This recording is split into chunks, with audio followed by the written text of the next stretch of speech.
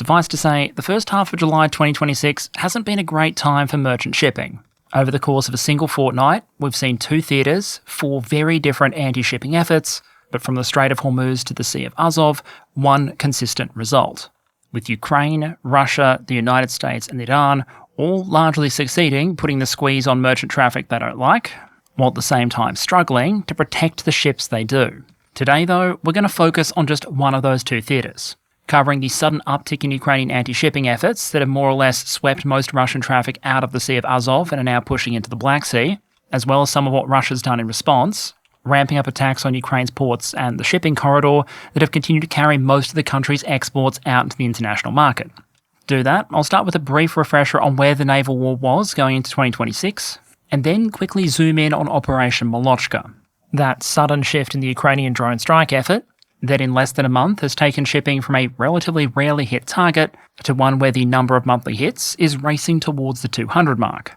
We'll then look at the Russian response in the maritime domain and critically what this might mean for both countries. Elements like how they might respond militarily and what the political and economic costs are likely to be. Then as a final step, we'll ask what all this might mean for us and planners watching this situation from afar. What does it potentially mean if a drone force can suddenly de facto close a major shipping lane? And how should countries and militaries deeply reliant on international maritime supply chains potentially respond? Now, keeping in mind I am under the weather this week, I'm going to try and keep this one comparatively compact, but we have a lot of material to cover. So we'll jump straight into it as soon as we've welcomed back a returning sponsor. As much as it would be great if every event could get its own detailed PowerPoint breakdown, 2026 has just been so eventful that sometimes you might have to rely on the headlines. And when you do, sometimes the danger might not be not just missing stories, but missing parts of them.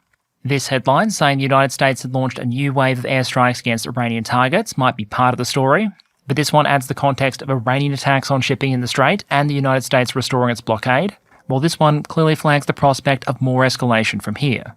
The tool being used here to flick between those headlines is long-term channel sponsor Ground News, a combination website and app that draws on thousands of news sources around the world not just to enable you to quickly compare headlines, but also sometimes to add some valuable context to the stories you're seeing.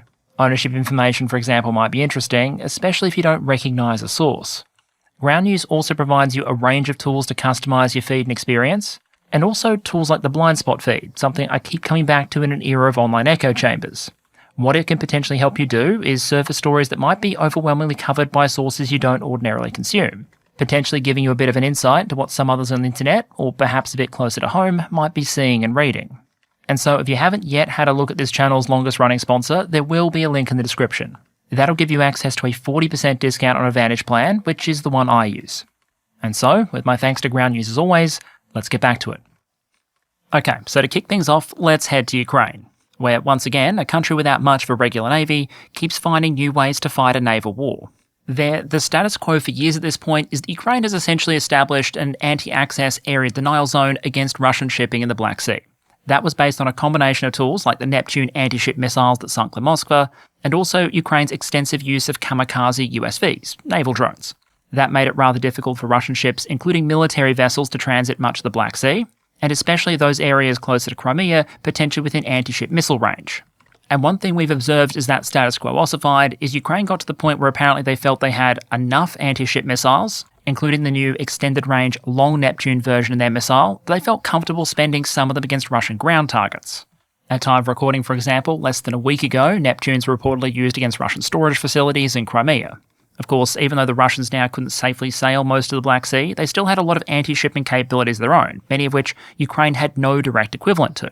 And so the prevailing status quo prior to these most recent escalations was essentially one of mutual partial denial and corridors. Ukraine's main maritime export route, critical for getting the country's agricultural exports out to the international market, basically began to more closely hug the coast. That meant while the ships were in Ukrainian territorial waters, travelling from ports like Odessa, they were comparatively easy to protect, and further away from potential Russian assets that might try and go after them. A significant chunk of the journey would then take place within the waters of NATO states, essentially leaving the Russians with the choice of trying to engage those ships in the northern part of the route, or alternatively, taking the risk of firing offensive weapon systems into NATO territory. We also saw significant amounts of Russia-linked traffic pulling essentially the same manoeuvre on the eastern side of the Black Sea. hooking east and then south, as you can see on screen there, to remain as far away from potential Ukrainian threats as possible, and then, ironically enough, spending more of their journey inside Turkish waters, because apparently, despite Sergei Lavrov reportedly saying back in 2025 that NATO had declared a real war on Russia, many of these ships seem to feel safer in or near NATO waters than they do playing Marco Polo with Ukrainian drones further out in the Black Sea. While that nervous exercise in range maximisation played out in the Black Sea, we obviously saw the Ukrainian mid- and long-range strike effort turn more and more attention to Crimea. Ukraine had long succeeded in scaring most of Russia's naval assets away from the Crimean Peninsula towards more distant ports like Novorossiysk, but as we covered in recent episodes, more recent strikes have focused more on the infrastructure and carrying capacity of the peninsula itself. Fuel and power shortages have become more pressing, prices where fuel is available have shot up, and the Kremlin has had to announce a large financial support package for the tourist business in Crimea, because apparently while there might be some tourists that appreciate the occasional drone airshow, that's not a large enough demographic to hold up an entire industry. The maritime aspect of that effort, though, was an attempt to chop off Russian supplies to Crimea, most critically, the fuel supply. That's where we got strikes against things like the port infrastructure at Kerch, or the ferries that used to carry cargoes like railway cars to Crimea from Russia proper. As we discussed in the past, a lot of that activity focused on the strait or the areas immediately around it. But ever since the 6th of July, the Ukrainian effort appears to have broadened significantly. The new apparent target? Lighter shipping in the Sea of Azov. As you can see here, the Sea of Azov is basically sectioned off from the Black Sea by the Kerch Strait, and compared to a lot of other maritime zones out there, it's generally comparatively calm and also quite shallow. That makes it a generally suboptimal environment for very deep draft heavy ships like supertankers, but logistically very useful and quite forgiving for shallower draft smaller vessels. And when I say shallow, I do mean shallow, with the Sea of Azov having an average depth of something like 7 metres. Well short of what you'd need for something like an Arleigh destroyer, let alone a supertanker. The unified deep water system of European Russia basically meant that as long as Russian ships met the size requirements, they could travel, for example, from the Baltic Sea to some of the cities of European Russia, and then into the Sea of Azov via Rostov-on-Don. That made it a very important logistical link for a couple of reasons. It was a way to get maritime cargoes to some of the occupied cities of Ukraine, like Mariupol or Berdyansk, another way to get supplies from Russia proper over to Crimea, and a convenient pathway for Russian exports out to the international market. The sea provided Russian logisticians with a fantastic additional tool. In the past, there may have been sporadic attempts by the Ukrainians to poke at that part of the Russian logistics system, but the serious effort we're talking about today really only appears to have kicked off on the 6th of July. According to the Ukrainian Unmanned Systems Forces, this took place under the banner of Operation Moloshka, or Moskva ляжет через Крым. Moscow will fall through Crimea. And for observers who might be interested in what this potentially tells us about threats to shipping in general, not just the influence on the war in Ukraine, there are a couple of things to flag right up front that set this Ukrainian effort apart from previous ones. For one, the standard target type was different. Whereas in the past we've seen the Ukrainians go after larger tankers, large ferries, or Russian naval ships, this was very much a war against the littler ships. On one day, I think the average displacement was about 7,000 tonnes, not the massive ocean-going giants that are going to be queuing up at the Suez Canal. That meant to take the same amount of displacement and throughput capacity offline, the Ukrainians would have to hit more ships, but given they were smaller, they could also get away with using different tools. If previous Ukrainian strikes against underway maritime targets had been dominated by anti-ship missiles and USVs, here we've seen a lot more Ukrainian reliance on the same tools they rely on elsewhere, UAS, with a specific focus on larger one-way attack drones. Of all the footage being released of these attacks, and there is a fair amount of footage being released, overwhelmingly we're not getting it from the sea-level POV of an angry speedboat screaming "witness me." It's the shallow diving attack profile of the Ukrainian one-way attack drone that we've seen so many times before. Before we even get into the numbers then, that raises 3 initial observations. 1, from a drone attack perspective, the Sea of Azov is a bit of a mixed bag. On one hand, it's relatively close to the nearest Ukrainian launch points, especially compared to the far eastern sections of the Black Sea. But on the other hand, as you can see from the territorial control map on the right, in order for Ukrainian one-way attack drones to get to the target area, they first have to fly over nominally Russian-controlled territory. That means that in order to get to the Sea of Azov, Ukrainian drones presumably need to pass through the air defences in those areas. And if we're seeing hits, presumably that means those air defences aren't succeeded in filtering everything.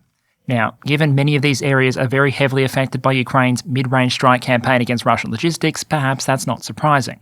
Attacks on Russian air defense systems have been a major part of that effort, potentially thinning out what they have in the area. Combine that with the economics of the systems being used, where you could, for example, fly these one-way attack drones at higher altitudes where only missile systems can reach them, basically forcing the Russians to make a choice between firing expensive interceptors at a relatively cheap drone or taking the chance that it makes it through and finds its way to a tanker. It's arguably not that surprising, all things considered, that the Ukrainians have been able to get their drones through. But it perhaps provides additional evidence that even though the Russians have focused attention and resources on ramping up their CUAS capabilities in Zaporizhia and Kherson, those additional mobile fire group and interceptor assets aren't dense and capable enough, at least yet, to stop the Ukrainians effectively carrying out this kind of strike effort. The second point is it demonstrates once again how far the technology of some of these one-way attack drones have come, even compared to a few years ago. We'll have a look at some of the Russian footage as well later on, but to focus just on the Ukrainians for a moment, what we're seeing here are families of one-way attack drones with enough range to make it from Ukrainian territory over Russian lines and into the Sea of Azov, a stable enough connection and good enough sensors to find and engage a moving target, and unlike some of the designs from earlier in the war, presumably pack enough of a high explosive payload to do a useful amount of damage when they arrive. That gets us to important observation number 3 before we get into the dynamics of the campaign, which is the need to be specific about what these drone attacks are actually doing. I've seen commentary suggesting that at this point, Ukraine has sunk anywhere from dozens to north of 100 Russian ships as part of this effort. That is nowhere close to being true, and it's not something we should expect to be true. When you take the kind of relatively limited payload you might expect on a one-way attack drone and slam it into something the size of a transport ship, the odds of you actually sinking it are going to be very, very low, especially the damage tends to be well above the waterline. It's also not what the Ukrainian drone forces are claiming is happening and not what they're claiming they're trying to achieve. As at time of recording, the USF claims to have hit 161 Russian ships and boats over the first 17 days of July and sunk 0. The stated objective, expressed by Magyar, is to interdict and disable, not to destroy and sink. Now, I do think there are some cases where the results go well beyond what it would take to just disable a vessel. This gas carrier, for example, appears to have been loaded at the time it was hit, and as a result started burning pretty fiercely. But for the most part, I think the data suggests so far that the overwhelming majority of these targets that we're going to be talking about have been hit and potentially disabled, but they haven't been destroyed or sunk. Those observations in place, let's talk about how this went down and what it can potentially tell us. The first indication in the media of what the Ukrainians might be up to here came on July 7th. That day we got a report that the previous night the USF had struck 8 Russian tankers in the Sea of Azov, all of which the USF claimed had been positively identified, were subject to international sanctions, with an average deadweight tonnage of about 7,000 tonnes per vessel. By itself, that was arguably interesting and a bit of a painful night for Russian fuel logistics heading to Crimea, but not necessarily that impactful from an operational or strategic perspective, until it happened again, and again, and again, and again, and again.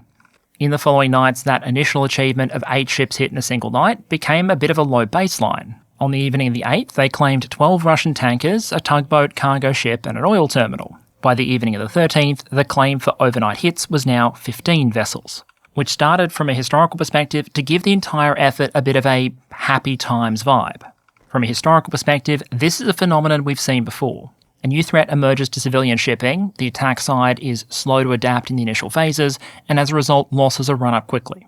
As any submariners in the audience probably know, during the Second World War, the German U-boat force was described as having 2 happy times. The first starting in July 1940, where German U-boats were able to rebase into France and then strike freely out into the Atlantic, and the second in January 1942, after the Germans declared war on the United States, and German U-boat captains were quickly able to run up a horrific tally off the east coast of the United States, before US command was able to get its act together on things like convoying and anti-submarine warfare.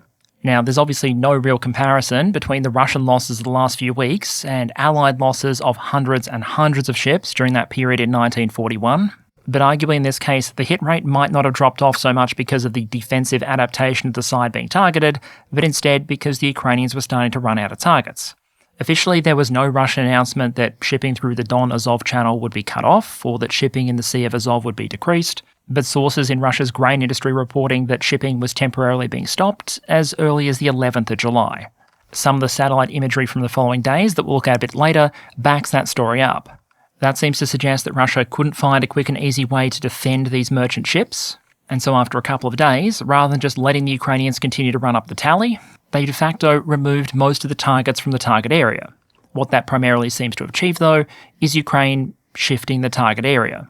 By July 15th, just over a week after this campaign started, the USF was now claiming to have hit more than 110 Russian vessels, with the total for the night of the 14th reaching 17 oil tankers, 2 gas tankers, and a single tugboat. Only now, a majority of the targets being hit weren't in the Sea of Azov, they were further away in the Black Sea. As Magyar publicly put it, quote, "The first round of the naval battle is over, now it's the Black Sea's turn," end quote. Interestingly, most of the hits we've seen claimed so far, I have 17 July on the right there from the USF as an example, haven't actually been that far into the Black Sea. For the most part, they're only just beyond the Kerch Strait, which I think raises questions about the flight path being taken by some of these Ukrainian drones, with a lot of the hits concentrated relatively close to the main Russian port on the Black Sea at the moment, Novorossiysk, with the hit geolocations on some days looking like the Ukrainians are almost spawn camping it. That does apparently leave the Ukrainians with the target identification and validation problem though, as not all traffic in and out of Novorossiysk is going to be sanctioned and Russia-linked. There are also going to be ships carrying Kazakh oil out to the international market, for example. And in one recent reported case, a tanker reportedly chartered by Exxon was apparently attacked near Novorossiysk by a pair of drones. In the vast majority of cases though, it does appear it's been Russian ships or the Shadow Fleet in the crosshairs. Given the greater ranges involved, that meant longer-range one-way attack drones and also a return of Ukraine's USVs. In the Sea of Azov, they're not particularly useful because Ukraine doesn't really have anywhere good to launch them from, and to get them into the Sea of Azov from the Black Sea, they'd have to pass through the Kerch Strait first. And if you're able to get a USV through the Kerch Strait, one imagines you'd rather just ram it into the bridge. The Black Sea phase of the effort, though, saw the Death Skis return in full form. 2 ocean-going tankers, names given as the Louise 1 and Banda, were both reportedly hit by naval drones belonging to the Ukrainian SBU, and the footage on the right there gives you an idea of what those attacks look like. The Ukrainians claim that one of the hit vessels, the Louise 1, had been involved in transporting about 3 million tonnes of Russian oil over the course of 2026 to date, and while the Ukrainian naval drones were attacked by Russian aircraft on the way to the target, they nonetheless made those hits. That gets us to where the campaign, which is still ongoing, currently stands as at time of recording. While verifying that attacks are happening here is comparatively easy, determining exactly how much damage is being done to these ships, that's considerably harder. A lot of these claimed Ukrainian engagements are supported by videos showing the apparent engagement, but aftermath footage, that's a bit spottier. We have it in some cases, but not in others, although that's perhaps partly understandable in cases where only a single drone is used or only one makes it the target, as cameras do tend to suffer a drop in performance after they explode. What we can speak to, though, in passing are the Ukrainian claims and, more significantly, the observable impacts. As at time of recording, the Ukrainian claim was 116 Russian ships and boats hit in the Sea of Azov from the 6th to the 14th of July, before the second phase to open in the Black Sea, with 20 strikes on July 15th. The running tally, according to the US board for July now, is just over 170. A significant chunk of that can be at least partially validated through the footage that's been released, and also satellite images like these, where you probably don't have to be a maritime expert to assess that the ships in those images probably aren't going to be doing their best work going forward after a close encounter of the drone kind. What I think is pretty consistent through these images, as suggested by some Ukrainian sources, is that the goal here very much is to disable, not sink or destroy, and that to avoid potential ecological disasters that, after all, would affect the Ukrainian coastline, the Ukrainians appear to be putting a lot of focus on not causing the kind of damage that might lead to a large-scale oil spill. It's worth noting that given the ranges involved, the Ukrainians could potentially have hit some of these ships with something that hits a lot harder, like their anti-ship missiles, but we've seen most of these engagements carried out by drones that carry comparatively less bang, but offer more control over where that bang happens. In some ways, though, it might be easier to identify some of the effects of these attacks than the exact number of ships hit. The image on the left there, taken from a Reuters article, shows the level of activity on the 6th of June this year. More than 40 vessels visible just in that relatively small area waiting to cross the Kerch Strait. The image on the right there shows the very different situation on the 11th of July, just a couple of days after these Ukrainian attacks began. Forget 40 ships waiting to cross and a conga line of them actually doing it. Now, there are fewer than 9 vessels in view total, suggesting that even if Moscow hasn't come out and officially banned this kind of traffic, a lot of the people owning or operating those ships have apparently decided to ban themselves. We've also seen Russian official statements that semi-acknowledge the scale of the impact without directly acknowledging the scale of the impact. Russia's Foreign Minister Sergei Lavrov, for example, accused Ukraine of, quote, terrorism pure and simple, end quote, and went so far as to say the Ukrainians were in some ways worse than pirates, because at least, to paraphrase him, pirates were in the business of stealing cargoes, unlike the Ukrainians, who were in the business of attacking them. Now, as to how exactly one is meant to successfully steal the cargo off a ship using a one-way attack drone, I'm not entirely sure, but given the rate of drone evolution in this war, who knows? A final clue of the scale of the impact is the Russian government chatter about rerouting logistics for their critical exports. Russia's agriculture ministry, for example, hinted that the situation in the Sea of Azov wouldn't impact Russia's critical exports, because grain could potentially be rerouted through alternative ports. Quote, given Russia's significant capacity for transshipping agricultural cargo in various regions, supply logistics will be redirected if necessary. End quote. One imagines that kind of statement probably wouldn't be made if there was no chance of the if necessary situation eventuating. For now, though, the Ukrainian campaign in the Black Sea appears to be ongoing, and the indicators to watch from here are going to be things like the logistical situation in Crimea, the response of international markets, and what steps, if any, Russia has to take to reroute critical exports. But for the purposes of this episode, there's already an initial observation to make. Over the course of roughly 2 weeks, Ukraine decided to match a fraction of its outgoing one-way attack drones against Russian maritime traffic, and from what we can see so far, the maritime traffic is very much losing. The Sea of Azov has considerably thinned out as a logistical route for the Russians, and the status of safe shipping on the Black Sea is now very much up in the air. And if we pivot over to the Russian response, it's clear that dynamic is not one way. If we look at Russia's response to Ukraine's Operation Molochka so far, there are a couple of questions observers might be asking. Why did it take multiple days, for example, for the Russians to start clearing those very vulnerable ships and boats out of the area once it became clear the Ukrainians were gunning for them? Why, after everything they've seen so far from the Ukrainian middle and long-range strike campaigns, were they apparently unprepared for the Ukrainians to add shipping to the target list? The thing is, most of those questions focus on defense and defensive adaptation. One thing I'd observe over the course of this war, though, is that while Russian defensive adaptations aren't always as quick as they might like, they have generally been fairly reliable in some areas when it comes to mirroring Ukrainian steps or innovations. A Ukrainian ramp-up in middle-range strikes against Russian logistics, and especially fuel logistics, for example, has been partly mirrored by Russian efforts, including the reported destruction of more than 150 gas stations in Ukraine, primarily at the range of 30 to 50 kilometers from the front line. In some ways, this is a useful example because it demonstrates that mirroring on the Russian side isn't always going to look exactly the same as the Ukrainian model. The Ukrainians are focusing comparatively more on using lighter loitering munitions against dynamic targets like trucks, while the Russians rely proportionally more on larger adapted one-way attack drones that are being used against static targets like gas stations and storage facilities. But the basic principle we just identified holds true. While there are plenty of times where it's Russia making the first move, it's often going to be Ukraine finding an innovative way to inflict pain, followed by Russia trying to mirror and scale the approach. In this case, while we haven't yet seen the Russians match the sheer scale of the Ukrainian strikes, they have engaged in at least some retaliation. As we noted earlier, while the level of dependence might be different, Ukraine, like Russia, does rely on maritime traffic in the Black Sea, with perhaps its most important role being to help get Ukrainian grain out into the international market, helping to hold down global prices, while at the same time giving Ukraine a source of foreign exchange. Since Operation Molochka kicked off, we've seen the Russians appear to retaliate against that Ukrainian maritime corridor in at least 2 ways. They've struck Ukrainian port infrastructure, especially at Odessa and Mykolaiv, and they've also launched strikes against some of the merchant ships themselves. On the 15th of July, for example, it was reported that Russia had struck 4 merchant ships in the last 48 hours. The first of those was a Togo-flagged cargo ship, reportedly unloading mineral fertilizers in the Odessa region, with 5 crew members reported killed. The following day, 2 merchant ships sailing through Ukraine's Black Sea corridor under the flags of Tanzania and Liberia, and a few hours after that, a drone strike on a Marshall Islands flag cargo ship, once again in the Odessa region. From a purely technical perspective, based on some of the footage we've seen the Russians release so far, it appears that some of the tools being used bear a lot of resemblance to the Ukrainian ones. In the Russian case, adapted versions of Shahed-style one-way attack drones, with the video suggesting a live connection to an operator, an integrated camera, and the ability of an operator to provide terminal guidance to help the system hit a dynamic target like a ship. At least so far, the number of ships being hit by the Russians is significantly lower, but that doesn't mean the impact isn't there. We've talked about the risk dynamics of merchant shipping in the past, the role of insurance, and just how little risk it takes in order to cause a shipping route to potentially freeze up.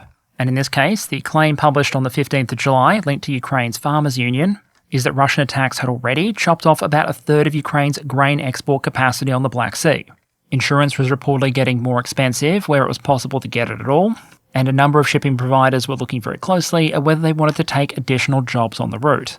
For Ukraine, this represented a bit of a reversal of an economic trend. Up to this point, they were well on track in 2026 to export more grain on the Black Sea than they did in 2025, and not by a small margin. But that obviously doesn't work if the infrastructure is being hit, and more importantly, if these ships aren't willing to sail. And without an acceptable risk profile, insurers aren't willing to insure, and without insurance, the ships don't sail. Now, since these attacks ramped up, Ukraine's Deputy Economy Minister has told the international media the country will do everything it can to protect its seaports, the ships travelling to them, and the goal was to maintain grain exports in 2026 at no less than last season's levels. But even though Ukraine might geographically have an easier time of it here, they're protecting less terrain and they're further from the Russian launch sites than Russian ships in the Sea of Azov are from Ukraine, for example. This war has shown time and time again that intercepting drone attacks against shipping consistently enough to make a difference is a challenging ask.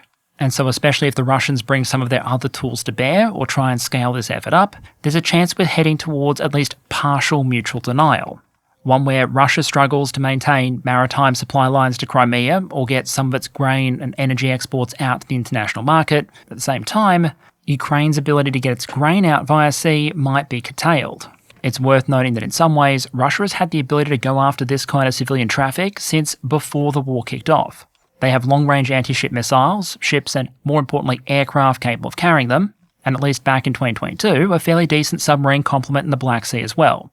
A lot of that has now been whittled away by constant Ukrainian attacks and the attrition caused by the war, but in some ways the increase in Russia's long-range drone arsenal has given them more options in this area. Hitting civilian ships with a Shahed-style drone might cause a number of civilian casualties, but slamming a couple hundred kilos of supersonic high explosive into the side of one with a full-sized anti-ship missile, that was always going to represent an even higher diplomatic price. So we might assess that what's changed compared to the likes of 2022 or 2023 is that Russia is now demonstrably more willing to go after these kind of targets like civilian ships, and that part of that might be the feeling that they've got systems in inventory that are better suited to the task while minimising the relevant diplomatic fallout.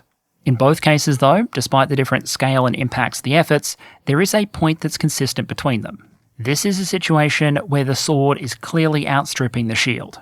The Ukrainians have demonstrated an ability to turn an entire sea into a practical no-go zone for maritime traffic in less than 2 weeks, while it doesn't seem to have taken the Russians particularly long to go from presumed decision to action to a noticeable impact on Ukraine's export capacity. The net results, unless some kind of agreement is reached, is likely to be more pain across the board. The supply situation in Crimea has clearly deteriorated over the last couple of months, for example, and the peninsula have become more reliant on the Kerch Strait Bridge. The stated goal of the Russian authorities in Crimea is to return to a 2-6 power schedule, that is 2 hours with electricity followed by 6 hours without, as soon as the situation allows, suggesting even that's not something they feel they can guarantee under current conditions. And if the Ukrainians keep up the pressure, it's an open question as to how quickly they could possibly get to that point. Because while so far, the Russians have demonstrated they can try and inflict pain on the Ukrainians for going after their shipping, what they notably haven't been able to do is stop them. So, acknowledging the danger that always comes from trying to break out the crystal ball, let's talk about what potentially happens next. What does this shift in the naval war first potentially mean for Russia, and then Ukraine? There are several very different scenarios on how the naval strike effort goes from here. We could hypothetically see a gradual or sudden de-escalation, or maybe a stabilisation around the new normal. But in the interest of time, and because I think it's potentially the most dangerous one for the international market, I want to focus on the scenario of continuation and escalation. Basically the case where the Ukrainians continue to ramp up their strikes on Russian shipping, where they think they can get away with it, and one where the Russians dedicate their resources to retaliating at sea or against Ukrainian ports as well. That decided for each of the countries, I want to focus on 4 key questions. What does it potentially mean militarily, economically, politically, and globally? On the Russian side, I think there are 3 important military aspects to consider here. Firstly, what military resources, if any, is Russia going to divert to try and provide better protection for their ships? As yet, we haven't seen much evidence of a defensive response in the released footage, but the Ukrainians have expressed their assessment that some diversion is going to happen. The head of Ukraine's unmanned systems forces, which have been leading these strikes, has suggested they believe the Russians might be in the process of deploying up to 200 drone crews from the front line to help protect shipping, as well as other air defence assets like manpads and machine guns. Of all the assets they listed, the most interesting one is the claim that drone operators from Russia's elite Rubicon unit might be redeployed to try and protect these ships. You can imagine a scenario, for example, where a Shadow Fleet vessel was assigned a couple of operators, maybe 2 or 3, and with some basic kit, presumably interceptor drones, would try and protect it from Ukrainian attack. If that happens, even if the deployment were only to constitute a few hundred operators, plus other personnel with things like machine guns and manpads, that by itself might be reason for the Ukrainian military to be happy with the results. There is currently a lot of demand for Russian short-range air defense assets, and especially for good drone operators. We've seen plenty of evidence that Russia is in the process of trying to better protect its supply lines against Ukrainian mid-range strike, but that means demand for a lot of the same assets we just described: mobile fire groups, electronic warfare, and interceptor drone pilots. If those assets are floating in the Black Sea, they can't be in Zaporizhia, Kherson, or the Donbass.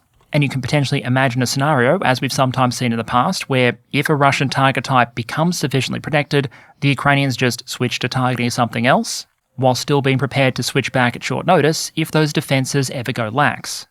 The second military aspect of this is what this potentially means for Russian supply lines into Crimea and the position of the Russian military in Crimea, Zaporizhia, and Kherson. As we hinted before, even before the beginning of Molochka, the Russian authorities on Crimea described the fuel situation as tense. If the Sea of Azov increasingly remains a bit of a no-go zone for Russian tankers, that problem could potentially get worse, leaving the supply situation, both for the civilian population and also Russian military units in the region, increasingly reliant on the arteries that do remain: the Crimean bridge, which we'll come back to a bit later, and the supplies that are still able to be sent by road or rail through Zaporizhia and Kherson. I think it's worth remembering that in the past, Russia has succeeded in denying large parts of the Ukrainian civilian population access to things like power and running water before, and that by itself obviously didn't precipitate any kind of Ukrainian collapse or surrender. The military concern is probably more to what extent will the Russians be able to maintain the readiness and fighting power of their units in the area if a lot of the logistics throughput capacity they do have is dedicated to keeping Crimea at least semi-functional. The final element is what kind of offensive resources is Russia likely to have to reallocate in order to go after Ukraine's maritime supply lines. We'll come back to that when we talk about the Ukrainians a bit later on. Instead, let's talk about everyone's favourite part: economics. The key spark notes up front is that key Russian exports like grain or oil don't entirely rely on the Black Sea by any means, but that doesn't mean significant disruptions to the route wouldn't hurt. Before Operation Molochka, for example, Russian oil exports out onto the Black Sea were actually on an upward trend. Reportedly, some of the damage caused by previous Ukrainian drone attacks on Novorossiysk had been repaired, and an increase in oil shipments had followed. In an environment where Russia was incentivized to push more crude out to the market as a result of the fall in domestic refining capacity, that mattered. Similarly, the Black Sea route doesn't account for all of Russia's grain exports, but under ordinary circumstances, one estimate I found is that about 70% of them do. Now, of course, just because shipping is being threatened doesn't mean all of those exports just disappear instantly into the ether. Russia has already highlighted what their likely response will be, which is to try and divert those exports.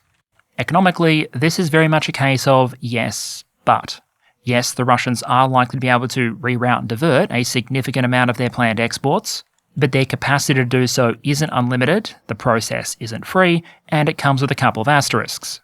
For one, if you assume the Ukrainians are watching or are capable of reading a press release, not every potential diversion route is likely to remain safe. For example, early in Operation Molochka, where the Ukrainians were still focused on the Sea of Azov, one of the potential solutions being touted in parts of the media for the Russian exports that were threatened was instead to divert them, presumably via rail, to deep water ports on the Black Sea. You know, like Novorossiysk, the one that started attracting a significant amount of Ukrainian attention only a couple of days later. Ports on the Baltic have also previously been attacked by Ukrainian drones, and if Russia were to try and export via that route, they'd be starting their journey a significant distance further away from many of their most common markets. Of course, courtesy of its systems of railways and canals, Russia is likely able to move significant amounts of cargo, and will, as it has constantly managed to do throughout this war, find a way to get critical exports out. The economic challenge is, there's a reason that under ordinary circumstances, they weren't already doing that in the first place. The Azov and Black Sea routes were being used because they were cost efficient. And so moving material somewhere else means additional transportation costs, additional strain on the railway system, and especially if you start bringing trucks into the equation, additional demand for diesel. And right now, if there's one thing Russians probably don't want, it's a lot of additional demand for diesel on their markets. Even though the Ukrainians have very much focused on things like shadow fleet tankers as opposed to grain ships, there is a not insignificant chance that in the current climate, Russia's farmers become potential casualties here. By the Russian government's own admission, a number of farmers had been struggling with the cost and availability of fuel. Because fuel prices are up, they've also been paying more, all else being equal, for transportation. And for years at this point, courtesy of Russia's official interest rates, they've also been dealing with high borrowing and debt service costs. According to that report on the right there, as of mid-July, per Russia's agriculture minister, the field operations of Russia's harvest are currently about 2.5 million hectares behind schedule, an area representing about 12% of Russia's total sown area. Now, of course, the Russian government isn't going to want the agricultural sector to suffer too much, and so we have seen them take some steps. But a lot of those are going to come at direct or indirect cost to the Russian budget. If you go back to March 2025, for example, the Russians were collecting an export duty on wheat of about $27 a tonne. As at time of recording, it's presently zero. Good for Russian farmers who don't want to go broke and want to be cost competitive on the international market. Not so good for Russian government revenues. And while in broad strokes, the Russian government absolutely has access to the kind of financial resources it needs to support these industries as they come under pressure, just as with the problem of diverting exports, there are limits and costs involved. While overall Russian government debt levels are still relatively low by global standards, since the beginning of the war, the deficit has spiked, the cost of servicing debt has more than doubled, and there's a lot of evidence pointing to the Russian military wanting a significantly larger budget than was originally planned this year. That money needs to come from somewhere, and Russia hasn't always had a cheap or easy time raising it on the bond market. Just in the last month, the Russian Ministry of Finance has had to cancel 3 planned bond auctions. And to their credit, in explaining their decision, they seem content to say the quiet part out loud, with one of the reasons for the most recent cancellation reportedly being, quote, a lack of bids at acceptable price levels, end quote. Basically a clue that the Russian ministry didn't think there were enough buyers out there who were willing to take on Russian government debt at the interest rates the Russian government was willing to accept. So the key point here is that while the direct damage of this Ukrainian campaign is likely a long way from critical, it's much more relevant if you view it as a broader effort against the Russian economy. It represents more strain on Russian government incomes, more pain for the Russian economy, more upward pressure on Russian transportation costs and fuel prices, and likely even more internal pressures and draws on a Russian budget that's already hyper-focused on supporting the war effort. The most likely scenario then would be that even if the Ukrainians are very successful in this effort, it's not the kind of thing that's going to break the Russian economy. It's just another cost, another inconvenience that needs to be worked around. And that might matter in a world where Ukraine is trying to stack up as many economic inconveniences and costs on Russia as possible, and also one where the Russian government might have an incentive to make sure it has as much possible spare political and economic capital, so it can make potentially unpopular or expensive moves supporting the war effort, like calling up additional troops or dialing up military production, as opposed to continuously plastering over the holes Ukrainian drone operators punch in its economy. How much effect this ultimately has on the Russian economy then depends not just on the war at sea, but also other parts of the Ukrainian effort as well. How effective are they in advocating for new sanctions? What happens to the long-range strike campaign? And then also elements that are hopefully beyond the control of either party, like what happens in the Middle East and the global oil price. What is more certain, though, is that at a global level, countries reliant on Russian and Ukrainian exports might potentially have reason to get nervous here. Wheat prices, for example, are still a long way from the highs we saw back in 2022 and to an extent 2023, but they have spiked significantly compared to only a month ago. And there's a chance that effect is magnified if another major grain exporter, the Ukrainians, is put under additional pressure as well. Which I think is a decent segue to talking about the Ukrainian position here. Militarily, economically, and politically, what might this new phase in the naval war mean for them? Militarily, like the Russians, it's likely the Ukrainians will dial up their defensive efforts. The country's deputy economy minister has said they'll do everything possible to protect the country's ports and shipping, and stated that their goal remains trying to keep grain exports at a level equal to or greater than last year. In some respects, at least against the drone threat, the Ukrainians might be in a better position than the Russians. They broadly have less territory and fewer ships and targets to cover. They've generally been ahead in the race to scale up drone interceptors and the supporting sensor networks, and we've also seen them show off some interesting concepts that might be applicable here, like staging interceptor drones on USVs to give them launch sites further offshore. Of course, any diversion of air defense assets still represents a military commitment, and only time will ultimately tell which resources are diverted or how effective they are. The bigger question mark is probably Ukraine's ability to also divert its exports. If the capacity of Odessa and Mykolaiv is undermined, what's their capacity for getting exports out by other routes? In this case, we're not overwhelmingly reliant on guesswork because we do have some precedent to work with. Earlier in the war, before Ukraine had pushed back Russian naval assets in the Black Sea, there were significant efforts to divert the country's agricultural exports. Some went by train into the European Union, other exports took the Danube route, But those alternatives never hit the kind of volumes that Ukraine is currently managing. Prior to this phase of the naval war, about 90% of Ukrainian farm exports were moving through 3 ports in the Odessa region. Factor in that exports for 2026 had been expected to be about 6 million tonnes higher than in 2025, and that is an enormous amount of additional throughput that might be looking for an alternative way out of the country. Unless the Ukrainians are effective in fending off the Russian attacks and keeping risk perception manageable, those are the kind of numbers where, like the Russians, you might be able to divert some of the potential exports, but you're unlikely to be able to divert everything. That said, I think it's pretty clear the Ukrainians have been doing at least some planning for this kind of scenario. After all, they never had any guarantee that even if they didn't start going after the Russian shadow fleet at scale, that Russia wouldn't turn around and go after Ukraine's maritime umbilical anyway. Back in January, Ukraine's Deputy Minister for Community and Territorial Development reportedly said of that alternative Danube route that, quote, "The Danube logistics route remains a critically important reserve export route for Ukraine, which has already proven its strategic role. Large cargo owners are constantly setting up a scenario for reorienting flows to the Danube ports, so our common task is to ensure their stability, security and stable operations, even in conditions of constant shelling and disruptions of logistics routes." End quote. Now, whether or not he knew at the time just how important that kind of contingency planning might be only 6 months later, I don't think we can know for sure. But I do expect both the Russians and Ukrainians to be better prepared for the potential switch than they were back at the start of the war. Of course, that can't remove the basic physical throughput limits of some of the routes involved. And even in terms of what on paper can physically be successfully diverted, there might be political barriers and costs involved. Suffice to say that Kyiv's relationship with some of its European neighbours is currently in a bit of a fragile and critical phase. After some major flare-ups with Poland, we recently saw a bit of an olive branch. These discussions and tensions touch on some very painful history. But from a military and economic perspective, a good relationship with Warsaw isn't exactly a strategic luxury for the Ukrainians. It's something that might be extremely helpful if they have it, and problematic if they don't. Similarly, the relationship between Ukraine and Hungary has improved a lot since the Hungarian elections, but there's a long way to go. Hungary might not be as critical for the Ukrainians from a military and logistics perspective, but Hungary still has significant influence over some of Ukraine's stated strategic objectives, like accelerating the EU membership process. And the challenge there is neither country is likely to be thrilled if Ukraine asks to start diverting far more agricultural products back into the EU market. Back in 2024, protests over Ukrainian imports broke out in Poland. And amidst the current environment, one imagines a flood of new Ukrainian imports trying to get around a Russian interdiction effort might well run the risk of causing similar results at exactly the kind of time the two countries are trying to patch up relations. Now, despite the political complications, economically, this isn't an easy checkmate for the Russians. Even back in 2021, before any disruptions caused by the war, the total value of Ukraine's agricultural exports was less than $28 billion. Under wartime conditions, peacetime export levels were never going to be realistic. In 2025, the reported figure was closer to $22 billion. Notably, that's not the total value to the Ukrainian budget, that's the total economic value of all exports, period.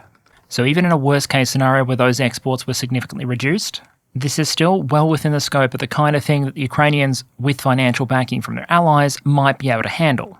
The challenge is more about the opportunity cost. If, like the Russians, you're handing out support packages to particular industries, that funding then can't be directed towards something else, like naval drones or air defences. A broad assessment then would be that, economically, Ukraine has taken a bit of a gamble here, potentially assessing that if push comes to shove, Russia has more to lose in the maritime domain than they do, and/or that the escalation trade-off favours this kind of move. The reason I flag that is because from a strategic perspective, Ukraine's choice here isn't between accepting Russian attacks on its port infrastructure and shipping, or nothing. It's between Russia using those drones, missiles and munitions to attack those targets, or attack something else. This is where I think the discussion around escalation management in Ukraine sometimes gets a bit lost. When Ukraine starts a new offensive effort, the mid-range strike campaign, or Operation Molochka, while we do often see a Russian mirroring a response, the munitions to undertake that response don't suddenly materialise from thin air. And if they weren't being used for that, they'd presumably be deployed for something else. Ukraine might be making the judgment that a hit on Odessa or shipping certainly hurts, but so too does a hit on a power plant, or a factory, transmission infrastructure, or a military headquarters or storage facility. And in that context, maximising affordable damage on the Russian economy, supply lines and the stretch on their air defences might be assessed to balance out what the Russians are likely to do in response. The latest public statement from the Ukrainian unmanned systems forces is that their intention is to keep going. They publicly set the target of 200 additional ships struck for the month through mid-August, and based on the hit claims in the first days following that announcement, they're currently on track to hit that target. Whether that trend continues likely depends on whether both sides are successful or not with their defensive adaptations. But if one thing does seem relatively certain so far, it's that those defences are going to be tested. Although it remains to be seen what future innovations Ukraine might miss out on, or what opportunities it forgoes, given the recent decision, we'll pick up on in a future episode, to effectively fire the country's well-respected and innovative Defence Minister Fedorov, after only 6 months in the job, touching off a series of protests in Kyiv. That situation is still very much playing out, and so as I said, we'll come back to it in a future episode. Which gets us to the tail end of the episode and a chance to start making some bigger picture observations. My first broad contention here is that if you consider the constant battle of technical development and defence investment as one fought between offence and defence, adaptation and counter-adaptation, the sword and the shield, in the maritime space, especially when you're concerned with civilian traffic, there is currently no technical contest. As sensors and networks have both improved and critically become more accessible to various actors around the world, the ability of militaries and non-state actors to effectively threaten or attack civilian shipping has grown significantly faster than the ability of global navies to protect it. In many ways, it's easier than ever for resource-constrained forces like the Ukrainians, the Iranians, or even the Houthis to identify and track shipping at useful distances, communicate that information, make a decision to attack it, and then engage it. And all else being equal, that engagement might be cheaper, more repeatable, or more lethal than in previous years because the tools to undertake it have improved. Kamikaze USVs, for example, have both undergone significant technical improvement and also become more common. Even though they're only separated by a couple of years, if you compare the USVs the Ukrainians are routinely using now to those they were using back in 2023, there have been improvements in just about everything, from the quality of the cameras and sensors, to the reliability of the communications, to the range and performance of the platform, to the lethality or range of weapon systems available. Other powers like the Iranians might still be lagging behind in terms of performance, but they do have access to these systems, and the only rational conclusion is that eventually they will catch up. Leading developers like the Ukrainians will continue to make improvements, while for others, yesterday's bleeding edge will naturally become the status quo, especially when the attraction of many of these systems that the Ukrainians and others are coming up with is that they can be built relatively cheaply in austere conditions using a lot of commercial or dual-use components. And as the Americans have openly demonstrated, and others have long suggested, I think the expectation should also be that major military powers are also going to use some of their large budgets to start loading up on these kind of tools as well. Then you have adapted one-way attack drones, which have continued to mature in a dramatic way as an anti-shipping threat. For attacks on shipping, the kind of one-way attack drones used by the Ukrainians in 2022, or the original Shahed-style drones supplied to the Russians by Iranians, would have been practically useless.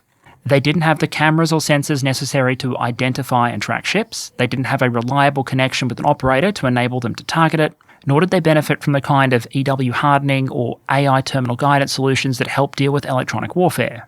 All of those features have been added and become more common over time. And many of the same innovations that have increased the usefulness of those systems against ground targets, like larger or more specialised warheads and increased range, have also, in parallel, accidentally made them more useful as anti-shipping systems. That runaway supersonic proliferation and development train isn't expected to slow down anytime in the near future. The drones are still going to get better, production numbers are going to go up, and it's logical that on a global scale, they'll become more accessible. And in case the situation wasn't depressing enough for those in the business of ensuring maritime traffic, it's not just the lower-end threats that are improving and proliferating.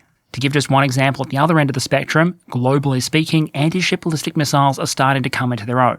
We've seen China field these systems, Korea moving in this direction, America making its own advances with plans for the later increments of PrISM, and even other suppliers like the Turks, who recently demonstrated a domestically built anti-ship ballistic missile of their own, engaging a small moving target at sea. And the reason threats like that are potentially so relevant as they continue to proliferate is that they require an entirely different type of defence. The kind of defences that the Russians, for example, are now openly considering using to protect their ships against Ukrainian drone attacks, things like interceptor drone teams, heavy machine guns and autocannons, electronic warfare systems, you get the idea, maybe even helicopter anti-drone patrols if those kind of resources are available. Those kind of things are going to be expensive to put in place, would be potentially useful in other areas, and they would all presumably do absolutely nothing against a threat like a high-end anti-ship missile or an ASBM. And on the other end of the spectrum, high-end air and missile defense systems that you'd only expect to find, for example, on a well-armed, expensive military vessel, those probably are going to be able to provide some protection for nearby ships against things like ASBMs, but unless they have some complementary lower-tier defense systems available, they are going to suffer horrific shot exchange problems against swarms of drones. And if you do manage to project an omni-tier air and missile defense system around your ships to protect them as they're travelling through an area, and you manage to overbuild that system to such an extraordinary degree that it's able to provide a degree of protection that insurers will actually feel comfortable with, all of that is going to go away the moment someone hits a mine. The fundamental problem is that when dealing with an industry with very low risk tolerance, it is so much easier to add new types of threats and impose an unacceptable level of risk than it is to defend against them. So if by chance you're listening and would like to make an outrageous amount of money, here's the basic challenge for you. Find a way to take a big, lumbering, expensive target, like a cargo ship or a tanker, and affordably provide it with near 100% protection against any threat a moderately well-equipped opponent could potentially throw at it. Over the last week, we've de facto seen that question asked of military planners in 4 different countries in 2 different theatres, and so far, they seem to have come up with different versions of the same answer to that challenge. You don't. At least not with the technology and force structures that countries currently have available. What we might get to see in the next coming months, though, especially in the adaptation-counter-adaptation cycle in the Black Sea between the Ukrainians and Russians, is how close either are able to get. Over in the Sea of Azov and Black Sea, the Ukrainian shooting gallery experience appears to be continuing. Russian traffic in the Sea of Azov is far, far down from before the beginning of Operation Molochka, and we haven't yet seen a significant drop-off either in Ukrainian anti-shipping drone attacks or apparent Russian retaliation. If both sides follow through, we might expect to see even more resources dedicated by both to this fight, with the Russians also likely to keep up their own offensive pressure against Ukraine's port infrastructure and naval corridor. Barring any dramatic and unexpected events in how those campaigns play out then, we might see even more attention redirected to the logistics links that remain between Russia and Crimea, both the Zaporizhzhia route and the linked Ukrainian mid-strike effort, but also the Kerch Strait Bridge. From an air defence perspective, based on the satellite images we have, that target remains immensely well protected. It has barriers against naval drones, is protected by various military assets, it even has its own smokescreen generators. But the greater the squeeze the Ukrainians place on Russian seaborne logistics, the more and more important that supply artery becomes. And while I think there are reasons to doubt the Ukrainians would be confident in any attempt to strike it, as we've seen so often in recent years when it comes to air and missile defence, very little is certain. So even more so than in previous years, it might be worth watching this space. In the meantime, expect the drones to keep flying, and ships to continue catching them. That leaves all of this as very much an ongoing campaign for the Russians and the Ukrainians, but for everyone else, it serves as a warning. We're seeing, once again, in public and undeniable fashion, just how easily and at what scale countries can project threats against shipping in the drone age. In very broad strokes, that might prompt planners to push in a couple of directions at the same time. First, understand that if you can't fully counter a capability, you might be able to emulate it, and that sometimes deterrence and compellence can be at least an imperfect alternative to a direct countermeasure. Just as the superpowers didn't rely entirely on anti-ballistic missile defense systems to protect them against other countries building nukes, but instead the deterrent capacity of their own nukes, there's an argument to be made that for many countries, even before you work out how to effectively defend your own shipping, it might be worth making sure you can mess up the other guys. That might provide you a tool to deter them from going down that road in the first place, or if they do, to minimise the net impact on the strategic balance. That might not mean adapting one-for-one equivalents of all the systems used by the likes of Ukraine or Iran, because in some cases, with the luxury of resources and more importantly, time, you might sometimes be able to come up with something even more efficient or more suitable. The Iranians or Ukrainians might struggle to pull together a large fleet of extra-large UUVs for undetected mine laying, for example, but we've already seen the People's Republic of China and some NATO and non-NATO allied states pushing in that direction. Course of action 2, then, is working on the defensive problem. How do you better protect shipping against these kind of myriad threats? Both proactively by finding ways to go after the source of the threat, and also reactively putting the defences in place around the target. Depending on the nature of the threat and the context, that might mean everything from additional sensors and drones to new, more affordable munitions, or even just more conventional force design steps, like making sure that within your alliance you have enough mine countermeasure ships, or that you have a supply of escorts that are capable enough but affordable and numerous enough that you can deploy them for escort duty. And then finally, on the assumption that no defence is ever going to be perfect and an opponent might choose to push on despite your deterrent, I'd expect to see more countries putting greater emphasis on the civil and economic side of defence preparation. How do you prepare a country, an economy, a society for the prospect that supply lines get squeezed? Given we've now seen multiple globally impactful disruptions just over the course of the 2020s, I think it's fair to say at this point that maybe running a country on the basis of just-in-time logistics and a hope and a prayer that nothing ever goes wrong might not be the most reliable strategic plans. As to how a country or an alliance might go about ruggedizing against those kind of threats, that's probably the topic for another episode. But what is clear, and being openly demonstrated by the Americans, the Iranians, the Russians, and especially the Ukrainians, is that the threat, the impetus, is very, very real. And while some countries might have the luxury of deciding how best to prepare for the next potential disruption, for the ships with the unenviable task of holding up Russian logistics on the Black Sea, the demonstrated threat is both much more immediate and also governed by the reality of any conflict in which you're facing an innovative opponent like the Ukrainians. Almost no matter how bad things get, they can always get worse. And okay, given I am a bit under the weather at the moment, hopefully you'll forgive a relatively short channel update, but given the events of the last 2 weeks, I felt like I couldn't not cover the events in the Black and Azov Seas. As I think I flagged in the intro, it's certainly not the only event out there that's having a disruptive event on global trade, but for the moment I think I'm going to hold off any specific coverage of the Strait of Hormuz until there's both enough new information and enough certainty to merit a full episode. Under ordinary circumstances, I'd say next week that means we should be back to the regular topic schedule, but given 2026 has been what it is, I'm not sure that's ever a safe assumption to make. In terms of other updates for the channel, patrons, there should be an update post for you going up in the next few days. Peruvian gaming fans, you'll be getting the first episodes covering the new Terra Invicta DLC in the coming week. And for those of you who are still waiting for me to chew through the message and email backlog, don't worry, there's still a lot to get through, but I am working on it. Other than that, thank you very much all of you for your support and engagement as always, and with any luck, I hope to see you again next week.